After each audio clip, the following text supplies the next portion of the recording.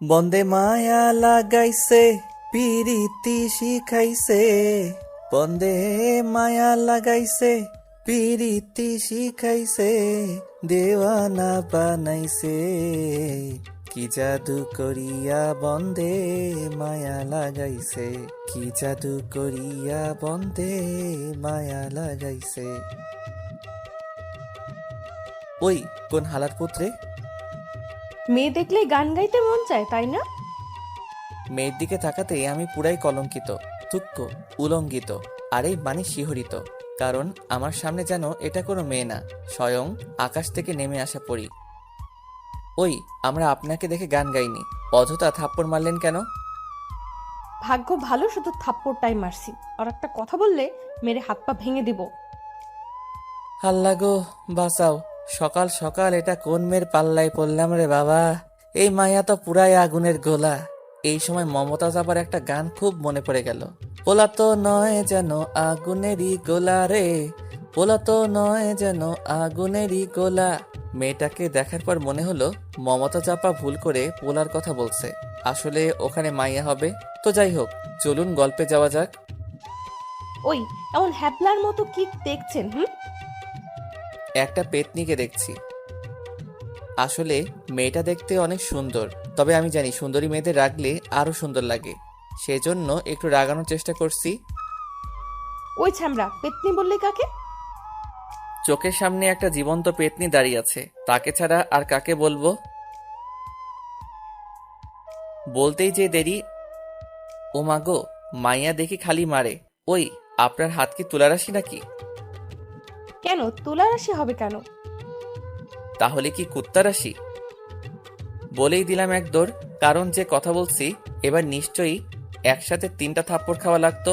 যে রাগী মেরে বাবা, তবে মাইয়া কিন্তু জোশ, আমার সাথে মানাবে অনেক। এই ফাঁকে ছোট্ট করে পরিচয় দেওয়া যাক, আমি রাকিব, আপনাদের ভদ্র লেখক। আজকে শুক্রবার, মাদ্রাসা বন্ধ, তাই ভাবছিলাম মাঠে গিয়ে একটু আড্ডা দিতে আসি। মাঠে এসে যেই মাত্র একটা গান ধরছি, তারপর কি হলো সেটা তো নিজের কানে থুক্কু চোখে দেখছেন। আপনাদের সাথে কথা বলতে বলতে বাসায় চলে আসছি। বাসার ভিতরে ঢুকে আম্মুকে বললাম, আম্মু খাবার দাও, খুব ক্ষুধা লাগছে। কি খাবি বল? কি কি আছে? জুতার বাড়ি, থাপ্পড়, লাথি, ঘুষি, কোনটা খাবি বল? মানে কি আম্মু, কি বলছো এসব? ঠিকই বলেছি, কতবার বললাম বিয়েটা করে নে, সেটা তো করলিই না। প্রতিদিন মেয়েদের হাতে থাপ্পড় খেয়ে আসিস, তোর লজ্জা করে না? আসলে আম্মুর রাগ হওয়ার যথেষ্ট কারণ আছে, কারণ এর আগে 64টা মেয়েকে প্রপোজ করেছিলাম, সবাই 2টা করে মোট 128টা থাপড় মারছে, আর প্রত্যেকবারই আম্মু আমার গালে মলম লাগিয়ে দিত। অবশ্যই আজকেও দিবে। তো যাই হোক, খাওয়া দাওয়া করে রুমে এসে শুয়ে পড়লাম। অনেকদিন ধরে গল্প লেখি না, ভাবলাম আজকে একটা গল্প লিখব। যেই বলা সেই কাজ, সোজা ফেসবুকে লগ ইন করলাম, আর সাথে সাথে টুং টাং টুং মেসেজের শব্দে পুরো ঘর কেঁপে উঠল। অল্প একটুর জন্য ঘরটা শুধু ভেঙে পড়েনি। তো যাই হোক, ইনবক্সে ঢুকেই আমি পুরাই শিহরিত, কারণ ফেসবুকে ফুলের সাথী প্রজাপতি নামে একটা আইডি থেকে কয়েকটা মেসেজ এসেছে। মেসেজ ওপেন করতেই আবার একটা শক খেলাম, কারণ মেসেজগুলি ছিল এইরকম। হাই আমার সুইট লেখক, আমার কিউটির আব্বু, কেমন আছো সোনা? মেসেজটা পড়ে টানা 1 ঘন্টা মেসেজটার দিকে তাকিয়েছিলাম, কারণ আজ পর্যন্ত সোনা বলা তো দূরের কথা, কেউ লোহা তামা বস্তা পর্যন্ত বলেনি। বাবু, আজকের থাপ্পড়গুলো কেমন লাগলো? মেসেজটা দেখে চমকে উঠলাম, তার মানে এটাই সেই মেয়ে যে আজকে আমাকে থাপ্পড় মারছে। চুপি চুপি তার আইডিতে ঢুকলাম। মেয়েটার নাম হিমু, বাহ অনেক সুন্দর নাম। কেবলমাত্র টাইমলাইন ঘুরে দেখছি, তখনই আবার মেসেজ এলো। ওই বেডা, রিকোয়েস্ট একসেপ্ট করবি নাকি ধরে পিডামু? ওই সেমনি থাপড়ায়ে তোর 43টা দাঁত ফেলাই দিব, ভদ্রভাবে কথা বল। তোর ভদ্রতার গুষ্টি কিলাই, তুই দাঁড়া, তোর বাড়িতে গিয়ে আজকে তোরে পিটামু। মেসেজটা দেখার পর ভয়ে আমার হাত পা থরথর করে কাঁপতে শুরু করলো। প্রথমে ভাবলাম পুলিশকে খবর দিব, কারণ কিছুদিন আগে ফেসবুকে দেখলাম প্রেমিকার হাতে প্রেমিক খুন। আমার মনের মাঝেও অজানা ভয় কাজ করতে লাগলো। হঠাৎ বাসার কলিং বেলটা বেজে উঠল, মনের মাঝে ভয়টা আরো 2 গুণ বেড়ে গেল। ভয়ে ভয়ে দরজাটা খুললাম, আর খুলেই দেখি বাহিরে আব্বু দাঁড়িয়ে আছে। আমাকে দেখে আব্বু বলে উঠল, দরজা খুলতে এত সময় লাগে কেন রে? জেনে রাখা ভালো, আব্বুর সাথে আমার সম্পর্ক বন্ধুর মতো। আব্বে ফহিন্নির পুত, এত চিল্লাও কেন? কিছু বললি? আব্বু। কি? আব্বু, প্রেম কর্মু, একটা মাইয়া খুঁজে দাও।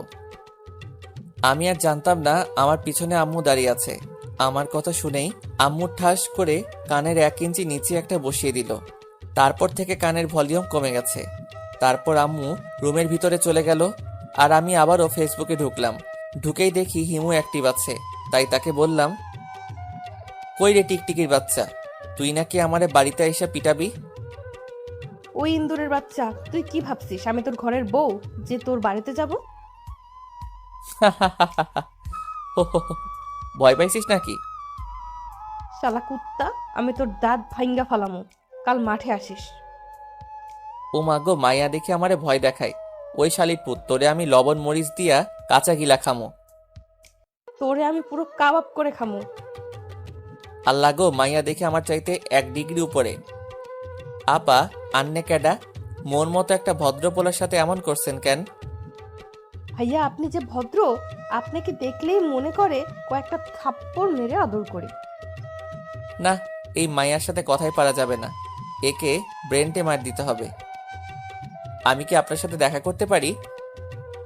হুম। বাহ বাহ, মেয়েটাকে যতটা অভদ্র মনে করেছিলাম ততটা অভদ্র না, কিছুটা হলেও ভদ্র আছে। তাহলে কাল এই পার্কে চলে আসুন। ওকে। তারপর অনেক ঘুমানোর চেষ্টা করলাম, কিন্তু ঘুম ধরছে না, কারণ জীবনে প্রথম কাল কোনো মেয়ের সাথে পার্কে দেখা করতে যাব। সেই খুশির ঠেলায় ঘুম ধরছে না। মনে মনে ভাবলাম অল্প একটু লুঙ্গি ড্যান্স দেওয়া যাক, তাহলে হয়তো ঘুম ধরতে পারে। আর দেরি না করে আব্বুর রুম থেকে একটা লুঙ্গি নিয়ে আসলাম। তারপর শুরু হলো লুঙ্গি ড্যান্স। ড্যান্স দিতে দিতে হঠাৎ প্যার প্যার করে একটা শব্দ হলো। তাকিয়ে দেখি ওমাগো, আব্বুর লুঙ্গি তো ছিঁড়ে একদম প্লাজো হয়ে গেছে।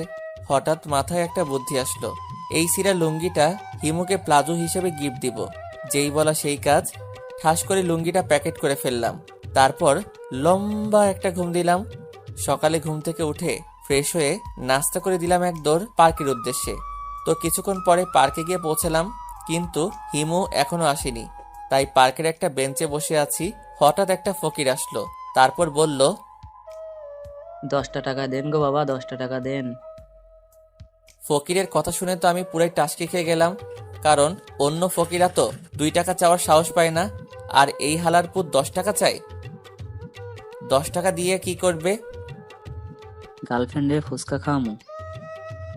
আল্লাহ গো, উঠাই নাও না কেন? সামান্য একটা ফকিরেরও জিএফ আছে, আর আমি একজন লেখক হয়ে কার বাল ফালাইলাম।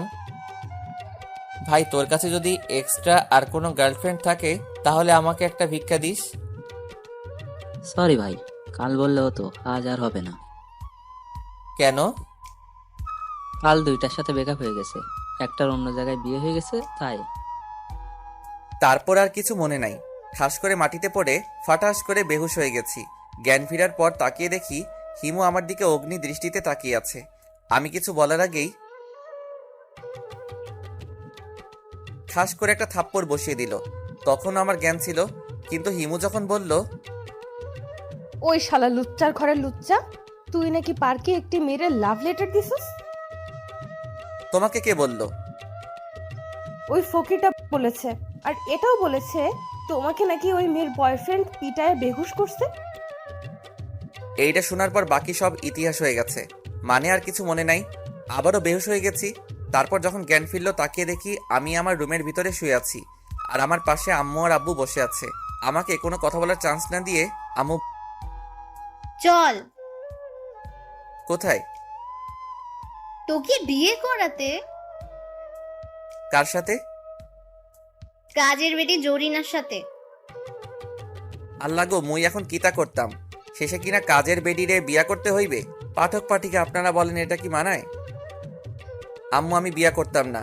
আমি এই বিয়ে মানি না, মানবো না। তুই বিয়ে করবি না, তোর বাপ বিয়ে করবে। তুমি আমার 10টা না 5টা না একটা মাত্র বউ। তুমি যখন বলেছো তাহলে আমি দ্বিতীয় বিয়ে করতে রাজি। আব্বুর কথা শুনে তো আম্মু পুরাই রেগে আগুন। পরিস্থিতি ভালো মনে হচ্ছে না, তাড়াতাড়ি বিছানা থেকে উঠে দিলাম এক দৌড়ে মাঠে চলে আসছি। কিন্তু মাঠে আসার পর আমি পুরাই শিহরিত।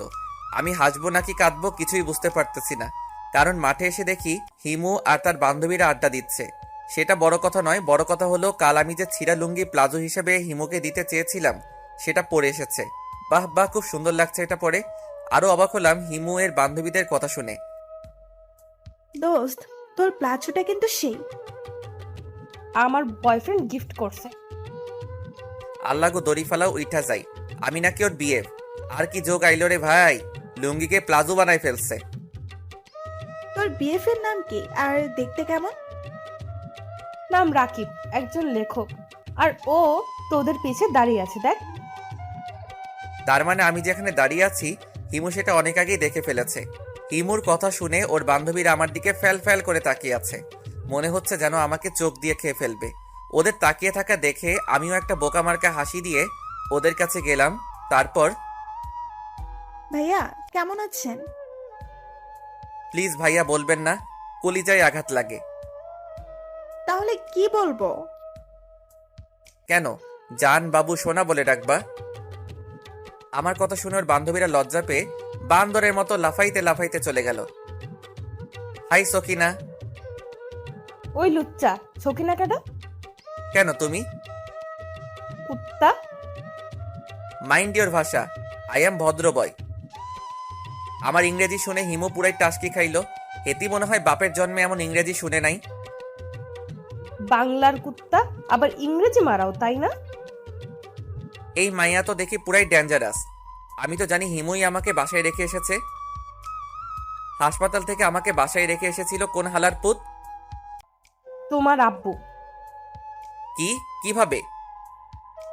মিস্টার সুইট লেখক সাহেব, তোমার বাবাকে আমি আগে থেকেই চিনতাম, আর তার নাম্বারও ছিল আমার কাছে। তাই বলতে হবে না, আমি বুঝে গেছি।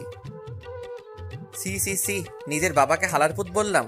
হঠাৎ মনে পড়লো এই শালির কাছ থেকে যদি নাম্বার চাই তাহলে থাপ্পড় মেরে সব দাঁত ভেঙে ফেলবে। আব্বুর ফোনে তো নিশ্চয়ই হিমুর নাম্বার আছে। আর কোনো কথা না বলে বাসার উদ্দেশ্যে দিলাম দৌড়। বাসায় এসে বিদ্যুৎ গতিতে আব্বুর ফোনটা হাতে নিলাম। আব্বুর ফোনটা হাতে নিয়ে কল লিস্ট আর মেসেজ দেখে আমি পুরাই কলঙ্কিত, থুক্কু শিহরিত। কারণ আব্বুর ফোনে যেসব নামে নাম্বার সেভ করা তার কিছু উদাহরণ নিচে দিলাম: জান, বাবু, সোনা, লোহা, প্লাস্টিক, তামা, ভাঙাচোরা ইত্যাদি ইত্যাদি। আরও অবাক হলাম মেসেজ অপশনে গিয়ে, কারণ আব্বু পাশের বাসার আন্টির সাথে থাকার কইতাম না। আমি আবার হিমুর নাম্বার খুঁজতে লাগলাম। দীর্ঘ 30 মিনিট সাধনা করার পর আমি হিমুর নাম্বার পেলাম। আর 1 মিনিট দেরি না করে ঠাস করে হিমুর নাম্বারে কল দিলাম। হাই ফুলটুসি। হোয়াট? এত হোয়াট হোয়াট করো কেন? কে বলছেন? তোমার জান, বাবু, সোনা। ওই কুত্তা, তুই ক্যাডারে? ওই ইন্দুরের বাচ্চা, আমি তোর বিয়ে। আমার কোনো বিএফ নাই। কে তুই? ওই শালি, তোর যদি বিএফ না থাকে তাহলে আমি কেডা? শালা লুচ্চা, তুই একটা রোহিঙ্গা। সি সি সি, এত বড় অপমান! আমিও কম কিসে? তুই বান্দরনি, কুত্তি, তেলাপোকা। টুট টুট টুট। যা বাবা, কলটাই কেটে দিল।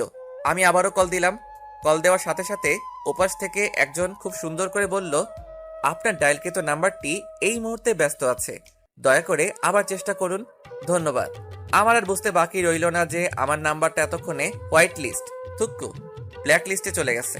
কি আর করার, খাওয়া দাওয়া করে বন্ধুদের সাথে আড্ডা দিতে চলে গেলাম। তো অনেকক্ষণ আড্ডা দিতে দিতে হঠাৎ দেখি হিমু মার্কেটের ভিতর থেকে বের হচ্ছে। মনে মনে ভাবলাম, শালির ঘরের শালি, আমারে ব্ল্যাক লিস্টে রাখছো, আজ তোমারে মজা দেখাবো। আর এক মুহূর্ত দেরি না করে সোজা হিমুর পিছনে পিছনে গেলাম। তারপর রাস্তার ধারে হিমুর সামনে হাঁটু গেড়ে বসে, আই লাভ ইউ সকিনা। থাপড়ায় তোর 32টা রাত ফালাই দেবো, শয়তান একটা। আমিও আমিও মানে? আমিও থাপড়ায় এত 32টা দাঁত ফালাই দিব। ওই, তোর সমস্যাটা কি বলতো? তোরে একটা কিস দিমু। হোয়াট? আরে এক মুহূর্ত দেরি না করে তার ঠোঁটে আমার একজোড়া ঠোঁট লাগিয়ে দিলাম। প্রায় 5 মিনিট ধরে একটা কিস দিলাম, দিয়ে দিলাম এক দৌড়। কারণ যে রাগী মেয়ে কখন কি করে না করে, তার উপর আবার কিস দিছি। ভাবতেই খুশি খুশি লাগতেছে। তো যাই হোক, আপনাদের সাথে কথা বলতে বলতে বাসায় চলে আসছি। বাসায় ঢুকে আম্মুকে বললাম, আম্মু খেতে দাও। কি খাবি বল? যেটা আছে সেটাই দাও তো, খুব ক্ষুধা লাগছে। লাল লিপস্টিক, কালো লিপস্টিক, পিঙ্ক কালারের লিপস্টিক, কোনটা খাবি বল? তুমি মোর লগে ইয়ার্কি মারো? ইয়ার্কি মারবো কেন? আয়নায় গিয়ে নিজের মুখটা একবার দেখে আয়। আমি বীরের মতো আয়নার সামনে বুক ফুলিয়ে গেলাম, আর গিয়েই তো আমি পুরাই টাসকি খেলাম। কারণ হিমুকে কিস দেওয়ার সময় ও ঠোঁটে লাল লিপস্টিক দিয়ে আমার ঠোঁটও লাল হয়ে গেছে। হঠাৎ পিছন থেকে আম্মু বলল, মাইয়াডা ক্যাডা? কোন মাইয়া? ওই কোন হালার পুত মারলো রে? পিছনে তাকিয়ে দেখে আব্বু দাঁড়িয়ে আছে। তার মানে থাপ্পড়টাও আব্বুই দিছি। মারলা কেন? হারামজাদা, তুই নাকি আমার বন্ধুর মেয়ের ইয়ে দিছস। ইয়ে কি? ইয়ে বুঝিস না? দাঁড়া, তোকে মজা দেখাচ্ছি আজকে তো। হঠাৎ বাসার কলিং বেল বেজে উঠল। আম্মুকে দরজা খুলতেই আমার চোখ কপালে উঠে গেল। কারণ যে এসেছে সে আর কেউ না, ওই ডাইনি মেয়েটা মানে হিমু। হিমু ভিতরে এসে আম্মুকে বলল, আন্টি, তোমাদের বাসায় চোর পিটানোর লাঠিটা কই? কি লাঠি দিয়া কিতা করবা? বলেই এক দৌড়ে রুমে চলে গেলাম। রুমে গিয়ে আগে দরজাটা লাগিয়ে দিলাম। কিছুক্ষণ পর বাহির থেকে হিমু বলতেছে, শয়তান, বের হ বলছি। বেশি পিটাবো না, শুধু 2টা থাপ্পড়, একটা ঘুষি, একটা লাঠি আর একটা লাঠি দিয়ে কয়েকটা পিটাবো। আল্লাহ গো উঠাইয়া লও। এই মাইয়া কয় কি এতগুলো পিটাবে, আবার কয় বেশি পিটাবো না। বাহির থেকে আবার হিমু বলল, ওই কুত্তা, দরজা খুল বলছি, না হলে কিন্তু দরজা ভেঙে দিয়ে তোরে পিটামো। আম্মা ও আম্মা গো, ও আব্বা গো, তোমার পোলাটারে বাঁচাও গো। তোর মতো ছেলেকে এইভাবেই পিটানো উচিত। দরজা খোল বলছি, তাছাড়া আজকে তোরে মাইরাই হালামো। আল্লাহ গো রক্ষা করো, এই ডাইনিটা তো আজকে আমাকে মেরেই ফেলবে। কি আর করার, ভয় ভয় দরজাটা খুলে দিলাম। আর দরজা খোলার সাথে সাথে শুরু হয়ে গেল উদুম কেলানি। ও আম্মা গো, আব্বা গো, ও খালা গো, ও মামি গো, আমি আর কোনোদিন কিস দিব না, মাইরা ফেলাইলো গো। অবশেষে দীর্ঘ 32 মিনিট পিটানোর পরে শান্ত হলো। তারপর আমি কোনো মতে উঠে গিয়ে বিছানায় বসলাম।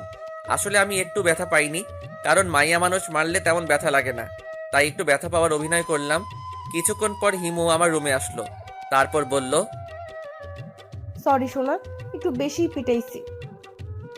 মনে চাচ্ছে থাপড়াইয়া 43টা দাঁত ফালাইয়া দেই। রাগ করছো কেন সোনা? বেশি তো পিটাইনি, মাত্র 43টা থাপ্পড়, 31টা লাঠি, 19টা ঘুষি আর লাঠি দিয়ে কয়েকটা পিটাইছি। এতক্ষণে আমার শরীরে ব্যথা ছিল না। হিমুয়ের কথা শুনে আমার শরীরে ব্যথা আরো বেশি হয়ে গেল। শালি জি কি মারটাই না মারলো। ও মাগো, ইস কি ব্যথা গো। কাছে আসো, ব্যথা দূর করে দিচ্ছি। ওই ফইনির জি, আমার কাছে আসবি না। দাঁড়া, আম্মুকে ডাক দিচ্ছি, তোরে আবার পিটামো। কি আর করার, বাধ্য ছেলের মতো হিমুর কাছে গেলাম। শালা আজকে কার মুখ দেখে যে ঘুম থেকে উঠেছিলাম আল্লাহই জানে। হিমুর কাছে যেতেই আমাকে অবাক করে দিয়ে হিমু, ব্যথা কমেছে? না আরো একটা দিলে কমবে। এবার মনে হয় আরেকটা কিস পাবো, কিন্তু শালা লুচ্চার ঘরের লুচ্চা, একটা দিয়ে পেট ভরে না। বলেই ভেংচি কেটে চলে গেল। এই কিতা হলো, আমি ভাবলাম আরেকটা কিস পাবো, উল্টা এই শালি তো আমার অপমান করলো। মনে মনে সিদ্ধান্ত নিয়ে নিলাম, আজকে রাতে তো হিমু আমাদের বাসাতে থাকবে, আজকে সারা রাত ওকে পিটাবো। তো দেখতে দেখতে রাত হয়ে গেল। খাওয়া দাওয়া করে সবাই যার যার রুমে চলে গেল। বলে রাখা ভালো, আমাদের রুম 5টা, একটাতে আমি থাকি, আরেকটাতে আম্মু আব্বু থাকে, আরেকটাতে ছোট্ট ভাই থাকে। আমিও আমার প্ল্যান মতো কাজ শুরু করে দিলাম। তখন রাত 2টা। আমি আমার রুম থেকে লাঠি নিয়ে, যেটা দিয়ে আমারে পিটাইছে, হিমুর রুমের দিকে গেলাম। গিয়ে দেখি শালি কম্বলের মধ্যে ঢুকে গেছে। আর এক মুহূর্ত দেরি না করে এক লাফে খাটের উপর উঠে শুরু করে দিলাম উদুম কেলানি। ঠাস ঠাস ঠাস ঠাস দীর্ঘ 1 ঘন্টা পিটাইলাম। পিটানোর কারণে শালি মনে হয় বেহুশ হয়ে গেছে। আমিও মনের আনন্দে গান গাইতে গাইতে আমার রুমে চলে আসলাম। আজ পাশা খেলবো রে শাম, আজ পাশা খেলবো রে শাম। তারপর আনন্দের সাথে ঘুমিয়ে গেলাম। সকালে ঘুম ভাঙলো আম্মুর চিল্লানিতে। এত সকাল সকাল চিল্লাও কেন? কাল রাতে বাসায় ডাকাত এসেছিল। আমি মনে মনে ভাবলাম, যাক বাবা, হিমুকে পিটানোটা তাহলে সার্থক হয়েছে। হঠাৎ চোখে পড়ল আমার ছোট ভাইয়ের উপরে। তাকিয়ে দেখি তার গালগুলো আলুর মতো হয়ে গেছে, চোখ দুটো ফুটবলের মতো হয়ে গেছে। তোর এমন অবস্থা কেন? ভাইয়া, কাল রাতে ডাকাত আমার রুমে ঢুকে আমারে পিটাইছে। ছোট ভাইয়ের কথা শুনে আমি তো আকাশ থেকে পড়লাম। তাহলে কাল রাতে আমি হিমু ভেবে ছোট ভাইকে পিটাইছি? C C C. যে হালারপুত আমারে মারছে তার জীবনেও বিয়ে হবে না। শালারপুতের জিএপের সাথে ব্রেকআপ হয়ে যাবে। এমন কথা বলে না ছোট ভাই। আমি ঠিকই বলেছে, আমার ছেলেকে যে মারছে আল্লাহ তার হাত ভেঙে দাও। আল্লাহ গো, উঠায় নাও না কেন? মুই আর এই দেশে থাকবো না। মুই আজকেই চামচুক্কা চলে যামু। হঠাৎ চোখে পড়লো হিমুর উপরে। শালি 43টা দাঁত বের করে মিটি মিটি হাসতেছে। আমি ওকে ইশারা করলাম আমার রুমে আসার জন্য, আর আমিও আমার রুমে চলে গেলাম। কিছুক্ষণ পর হিমু আমার রুমে আসলো। আমাকে কোনো কথা বলার চান্স না দিয়ে হিমু বলল, কি খবর মিস্টার সুইট কিউট কমেডিয়ান লেখক সাহেব? আমাকে পিটানোর প্ল্যান করছিলেন তাই না? শালির জি, তোর জন্য আমি আমার ছোট ভাইরে পিটাইছি। তোরে আজ আমি খাইয়া ফেলামু। মাইন্ড ইওর ভাষা। তুই আমাকে খাবি মানে? আমি কি আলু বেগুন পটল নাকি? এইভাবে তর্ক করতে করতে একসময় আমাদের মাঝে তুমুল হারে মারামারি লেগে গেল। আমি হিমুর চুলের মুঠি ধরে ঠুস ঠাস করে কয়েকটা লাগিয়ে দিচ্ছি, আর হিমু আমার চুল ধরে আমারে থাপ্পড় দিচ্ছে। অবশেষে দীর্ঘ 30 মিনিট ধরে আমরা মারামারি করলাম। আমাদের মারামারিতে বেশ কয়েকজন শহীদ হয়ে গেছে। তারা হলো বীরশ্রেষ্ঠ কোলবালিশ, কয়েকটা বালিশ, গ্লাস, আয়না ইত্যাদি ইত্যাদি। বর্তমানে আমরা দুইজন রেস্ট নিচ্ছি। হঠাৎ হিমু বলল, আমি তোকে ভালোবাসি রে। হিমুর মুখে এমন কথা শুনে আমি ভ্যাবাচাকা খেয়ে গেলাম। আমিও এই কয়েকদিনে হিমুকে ভালোবেসে ফেলেছি, কিন্তু প্রকাশ করিনি। তো আমি কি করব? প্লিজ ইয়ার কি করিস না, আমি সিরিয়াসলি বলছি। তো আমি কি করব? মানে তুই কি আমাকে সত্যিই ভালোবাসিস না? না। আমার কথা শুনে হিমু কাঁদতে কাঁদতে চলে যেতে ধরলো। তখনই আমি ওর হাতটা ধরে ওকে বুকে টেনে নিলাম। তারপর আলতো করে ওর কপালে একটা ভালোবাসার পরশ এঁকে দিলাম।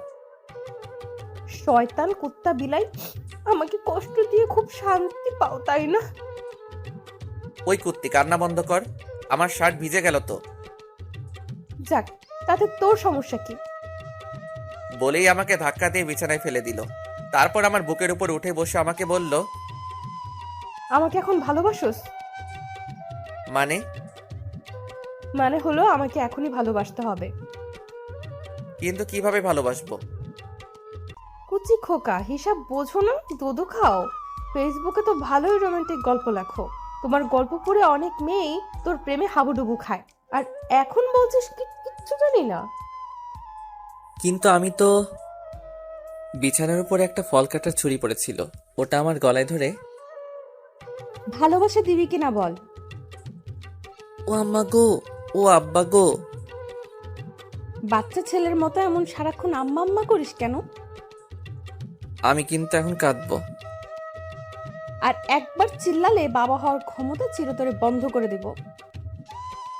আহ, বলে কি এই মাইয়া?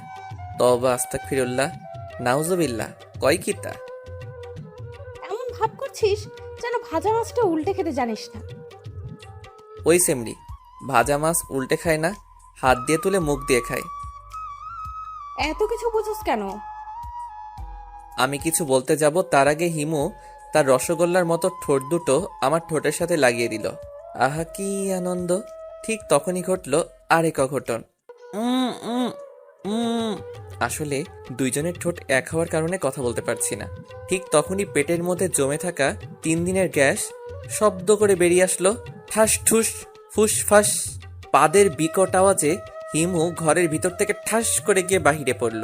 কিছুক্ষণ পর মনে হলো কোন হালারপুত জানি আমার রুমের মধ্যে টয়লেট করে দিছে। কি বাজে গন্ধ! পরে রহস্য উদ্ঘাটন করে জানতে পারলাম এটা আমার গ্যাসের গন্ধ। এক দৌড়ে ওয়াশরুমে চলে গেলাম। দীর্ঘ 32 মিনিট পর ওয়াশরুম থেকে বের হলাম, আর আমি বাহিরে এসে পুরাই শিহরিত। কারণ বাহিরে এসে দেখি হিমু আর ছোট ভাই বেহুশ হয়ে পড়ে আছে, আর আম্মু লাঠি হাতে অগ্নি দৃষ্টিতে আমার দিকে তাকিয়ে আছে। আমি ভাবলাম এবার হয়তো অ্যাকশন চালু হয়ে যাবে, কিন্তু আমাকে অবাক করে দিয়ে আম্মু বলল, কি বাজে খাবার খেয়েছিলি? কুত্তার রোস্ট, মুরগির দুধ আর টিকটিকি ডিম দিয়ে পায়েস, ইঁদুরের হালুয়া, তেলাপোকার সালাদ, গাঞ্জা ভর্তা, ইয়াবার ছুপ, মোলার জুস, করলার শরবত। হঠাৎ ঠাস করে একটা শব্দ হলো। তাকিয়ে দেখে আম্মু বেহুশ হয়ে গেছে। মুই এখন কিতা করতাম? হঠাৎ মাথায় একটা আইডিয়া এলো। আমার মাথায় আবার কুত্তা রাশি আইডিয়া থাকে সব সময়। বাথরুমে গিয়ে এক বালতি পানির সাথে লাল রং মিশ্রণ করলাম। তারপর ওগুলো নিয়ে ওদের গায়ের উপর ঢেলে দিলাম। কিছুক্ষণ পর হিমুর জ্ঞান ফিরল, আর জ্ঞান ফেরার পরপরেই আমি গান ধরলাম, ফাইটটা গেছে, ফাইটটা গেছে, তোর মাথা ফাইটটা গেছে। হঠাৎ কে যেন পিছন থেকে ঠাস করে কানের নিচে একটা থাপ্পড় দিল। থাপ্পড় দেওয়ার কারণে আমার কানের ভলিউম কমে গেছে। অনেক আগ্রহ নিয়ে পিছনে তাকিয়ে দেখি আব্বাই মারছে, আর এতক্ষণে সবার জ্ঞান ফিরছে। কি আব্বা, মোড়ে মারলা কেন? ও মাগো, এবার দেখি পিছন থেকে মারে। তাকিয়ে দেখি হিমু মারছে। ওই শালির জি, ফইন্নির ঘরের ফইন্নি, মারলি কেন? বলতেই যে দেরি, এবার আম্মু ঠাস ঠাস করে দুই গালে দুইটা বসিয়ে দিল। সাথে সাথে আমি ভাদাইম্মা স্টাইলে ডাক দিলাম, আম্মা, ও আম্মা গো, আম্মা, ও আব্বা গো। আমার এমন ভাদাইমা মার্কা ডাক শুনে ছোট ভাই পাশের রুম থেকে একটা লাঠি নিয়ে আইসা মুড়ে দিছে আর বলছে, আম্মা এইটা লও, পিডাইয়া হাড্ডি ভেঙে দাও। হালার পুত, আমি তোর বড় ভাই। পাশ থেকে হিমু বলে উঠল, লাঠিটা আমারে দাও, আজকে ওরে মাইরা আমি ইতিহাস তৈরি করব। কি আর করার, লুঙ্গি খুলে মাথায় নিয়ে দিলাম এক দৌড়। দৌড়াতে দৌড়াতে হারামি বন্ধুদের কাছে চলে আসছি। আমাকে এভাবে দৌড়াতে দেখে বন্ধুরা বলে উঠল, এভাবে পাগলা কুত্তার মতন দৌড়াচ্ছিস কেন? আব্বে হালায়, একটা কুত্তায় ধাওয়া করছে। আসল কথা জানলে অপমান করতে করতে মাইরা ফালাইব। ওহ, তা তোর গালেও কি কুত্তায় থাপড়াইছে? না না, এটা থাপ্পড় না, ওটা তো কুত্তা আদর করে চুমু দিছে। বলেই সবাই একসাথে মিলে একটা ভিলেন মার্কা হাসি দিল। ওদের সাথে তাল মিলিয়ে আমিও একটা আবুল মার্কা হাসি দিলাম। মাঝে মাঝে আমার সন্দেহ হয়, এরা আমার বন্ধু নাকি শত্রু। তো আড্ডা দিয়ে সবাই মিলে একটা মার্কেটে ঢুকলাম আমার বন্ধুর জিএফ এর জন্য শাড়ি কিনতে। কিন্তু শালা হালার পুতেরা আসছে প্যান্ট শার্ট পরে, আর আমি আসছি একটা লুঙ্গি আর গেঞ্জি পরে, তাও আবার লুঙ্গির 3 জায়গায় জোড়াতালি দেওয়া। তো যাই হোক, শাড়ি কিনে যখন বের হতে যাব তখনই দেখি হিমুও মার্কেটের মধ্যে ঢুকছে। আমি ওকে না দেখার ভান করে যাচ্ছি। হঠাৎ অনুভব করলাম কোন হালারপুত জানি আমার গেঞ্জি ধরে টানতে টানতে ভিতরে নিয়ে যাচ্ছে। তাকিয়ে দেখি সেটা আর কেউ না, ওই ডাইনিটা। কি হলো, এভাবে গেঞ্জি ধরে টানছো কেন? শালা লুচ্চা, জিএফ এর জন্য শাড়ি কিনতে আসছিস তাই না? এটা হাস্যকর। মানে?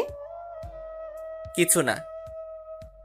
তারপর আমাকে টানতে টানতে মার্কেটের মধ্যে নিয়ে গেল, আর হারামি বন্ধুগুলো যাওয়ার সময় বলে গেল আমি নাকি অন্য মেয়ের সাথে চ্যাটিং করি। তো যাই হোক, দেখতে দেখতে একটা শাড়ির দোকানে বসলাম। মামা ওই শাড়িটা দেখান তো।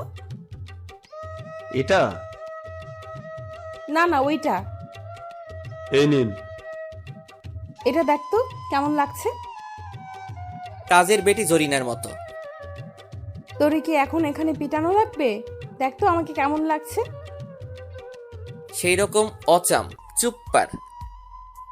মনে মনে বলছি তোকে তো পেতনির মতো লাগছে। তারপর গুনে গুনে 4টা শাড়ি কিনলো। কিনে আমার দিকে মুখ বাঁকিয়ে বলল, আমি আবার বেশি শাড়ি কিনি না, আমার অল্প হলেই চলে।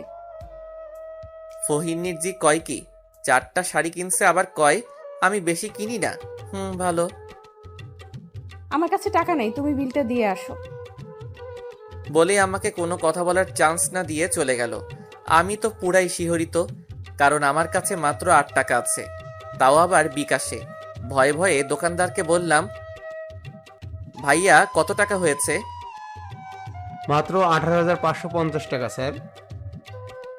দোকানদারের কথা শুনে আমি মনে হয় আকাশ থেকে পড়লাম। মাথার মধ্যে চো চো ভো ভো ভো করছে। হঠাৎ ঠাস করে পড়ে ফুস করে বেহুশ হয়ে গেলাম। জ্ঞান ফিরে তো আমি পুরাই কলঙ্কিত, থুক্কু, শিহরিত। কারণ জ্ঞান ফিরে দেখি দোকানের সব লোক আমার সেবা যত্ন করছে।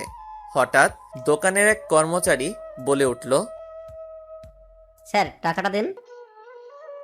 কিসের টাকা? ও মনে হয় বেহুশ হয়ে সবকিছু ভুলে গেছে। ওর মাথায় লাঠি দিয়ে ঠাস করে একটা বাড়ি মার, তাহলে মনে পড়বে। হালারপুত কয় কিতা? আর একজন তো আরো এক ধাপ এগিয়ে বলল, ওই, ওর লুঙ্গি আর প্যান্ট খুলে নে। আল্লাহ গো, মুই এখন কিতা করতাম? এই বেটা, টাকা বের কর।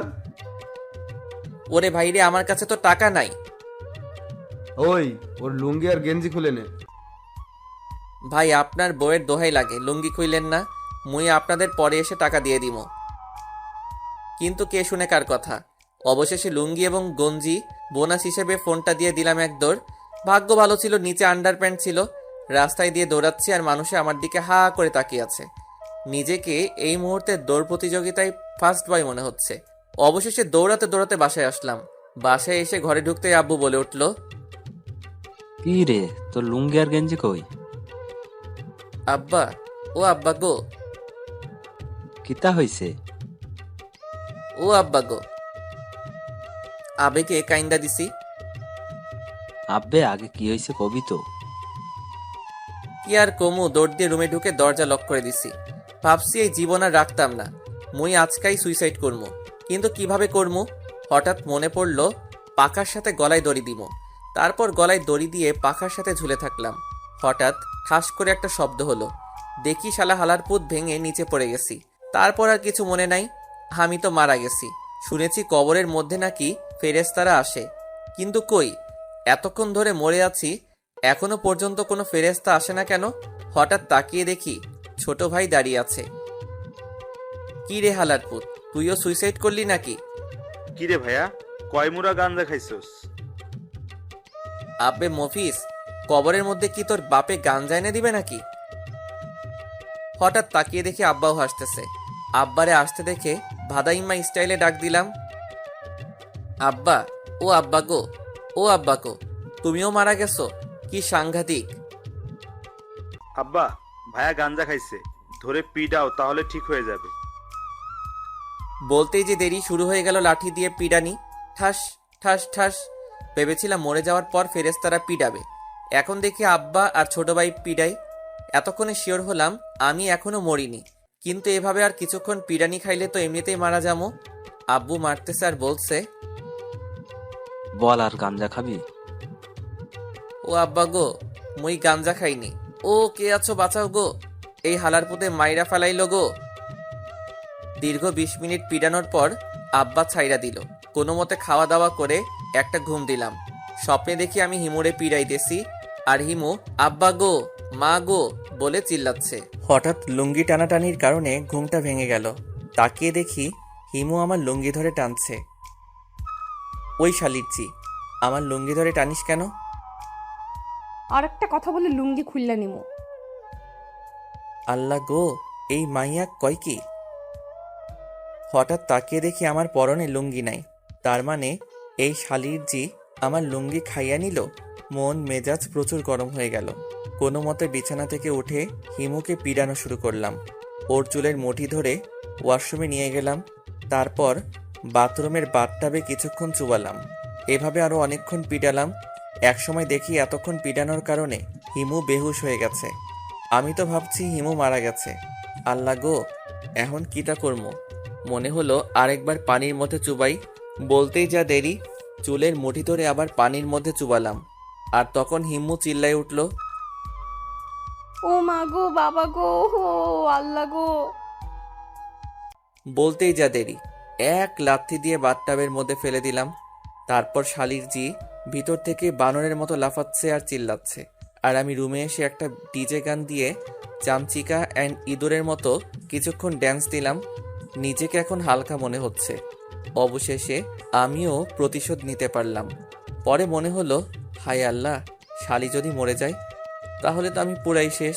তাড়াতাড়ি করে বাথরুমে গেলাম। আর গিয়ে তো আমি পুরাই শিহরিত, কারণ বাথরুমে গিয়ে দেখি হিমু লাঠি নিয়ে দাঁড়িয়ে আছে। ওই ফহিন্নি, লাঠি নিয়ে দাঁড়িয়ে আছিস কেন? এটা তোর হাড্ডি ভাঙার জন্য।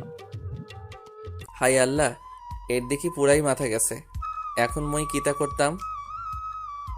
আরে বই না, হবে না, ছেড়ে দে আমায়। অবশেষে অনেক বোঝানোর পর যখন শুনলো না, তখন ঠাস করে কানের নিচে কয়েকটা বসিয়ে দিলাম। ওই, তুই আমারে মারলি কেন? আমি তো তোরে মারি নাই, আমি তো তোরে আদর করছি। দাঁড়া, তোকে দেখাচ্ছি মজা। হঠাৎ পিছন থেকে মা বলে উঠল, দেখা দেখি পরে হবে। তোদের প্রতিদিনের এই ঝামেলা আর সহ্য হয় না। তোদের আজকেই বিয়া দিয়া দিব।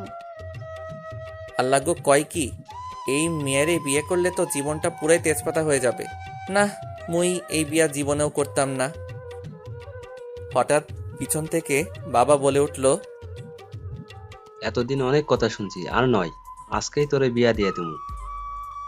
আব্বুর কথা শেষ না হতেই হিমু মাথায় কাপড় দিয়ে আব্বু আর আম্মুকে সালাম করে দোয়া নেওয়া শুরু করে দিল। কি ফাজিল মেরে বাবা, উপরে ফিটফাট আর নিচে থাক আর কইতাম না।